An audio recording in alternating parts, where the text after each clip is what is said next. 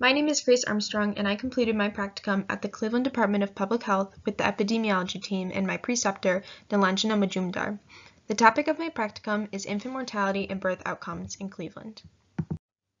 The infant mortality rate of a population is extremely important to be aware of and have accurate information on, as it is a vital statistic that indicates the overall health and access to health care within a population. In 2020, the United States infant mortality rate was 5.4 deaths per 1,000 live births. However, the infant mortality rate in Cleveland in 2021 was almost double this, at 10.5 deaths per 1,000 births. Because of this, infant mortality within Cleveland is a topic of high concern, and thus the infant mortality work group was formed at the Cleveland Department of Public Health early in 2022. The most recent infant mortality brief from CDPH was published in 2016 and reported on 2012 to 2015 data. This drove the need for updated infant mortality statistics in Cleveland. The population for this practicum is mothers who gave birth in Cleveland from 2013 to 2022 and infants who were born and/or passed away in Cleveland from 2013 to 2022. In order to update infant mortality rate statistics, yearly birth and death certificate data were extracted from the Ohio Department of Health and filtered in RStudio. Then, the data were cleaned and variables of interest were selected and/or created. Next, birth and death certificates were linked using birth certificate number and date of birth. This allowed us to have one data set of every birth in Cleveland from 2013 to 2022 and whether the infant survived past 1 year of birth. Within the dataset, geocoded locations of residence were utilized to create spatial summaries of the data.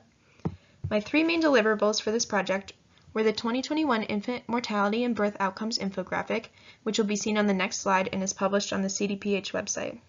My next deliverable will be the 2017 to 2021 Infant Mortality Brief, which is scheduled to be published by the end of 2022.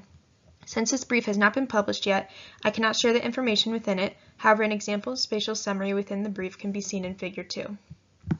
My final deliverable are a series of RStudio scripts that clean and link birth and death certificate data. These series of codes can be used by future CDPH team members. Shown here is the 2021 Infant Mortality and Birth Outcomes infographic. The infographic summarizes the main causes of infant mortality rates by area, preterm and very preterm birth rates, mortality rates by race and ethnicity, a summary of prenatal care utilized in Cleveland, and a map of infant mortality rates by neighborhood. Two infant mortality maps are shown here. The map on the left is the public-facing infant mortality rate map by neighborhood overall, while the map on the right shows infant mortality rates only for non-Hispanic Black infants.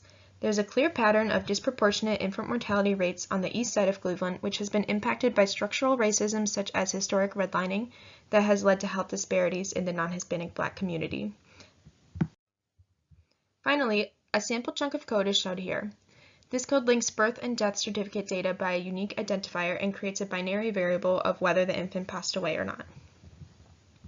The results of the updated infant mortality statistics show that while infant mortality rates in Cleveland are trending downwards, non-Hispanic Black infants continue to have over double the infant mortality rates of non-Hispanic white infants in Cleveland. Additionally, geographic variability of infant deaths follow patterns of structural racism and historic redlining that have resulted in many health disparities in the non-Hispanic Black community. Finally, major risk factors of infant mortality and prematurity, as well as causes of death, have been identified and will be reported in the 2017-2022 Infant Mortality Brief, which is scheduled to be published by the end of this year. I learned many extremely valuable lessons during my time at the Department of Public Health. The first being the difficulties of obtaining and cleaning data, as this was the lengthiest and trickiest part of this project.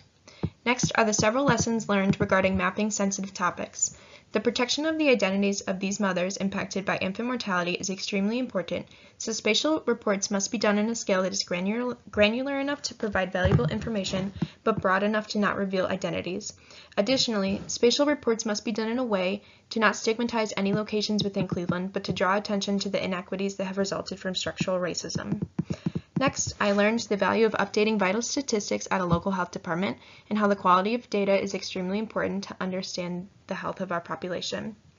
I also learned the language and reported statistics coming from a local health department must vary depending on audience.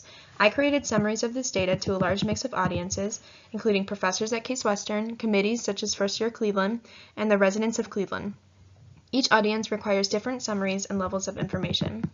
Finally, an implication of this work is that CDPH now has the goal of updating the infant mortality infographic every year and the brief every 3 years. This information will help us better allocate resources and shift our focus towards community needs. I would like to thank my preceptor Nilanjana Majumdar for helping and supporting me through every step of this process, the infant mortality CDPH crew work group, and the Curtis Lab for providing feedback, guidance, and software tools to create infant mortality maps. Thank you.